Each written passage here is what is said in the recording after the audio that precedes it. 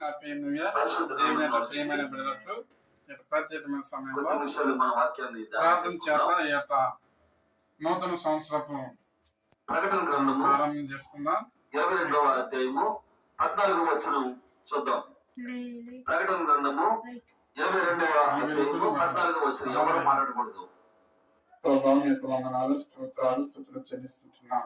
ఈ యొక్క నూతన సంవత్సరం చాలా మంది ప్రభా నీ గొప్ప మా యొక్క జీవిత కాలంలో తండ్రి నూతనమైనటువంటి చెల్లిస్తున్నాం. ఇదో ప్రభా ఈ యొక్క సంవత్సరాన్ని ప్రభా ఇదో తండ్రి మేము తీపి జ్ఞాపకముగా ఇదో ప్రభా వాక్యం చేత ఇదో తండ్రి ప్రార్థన చేత ప్రభా ఈ యొక్క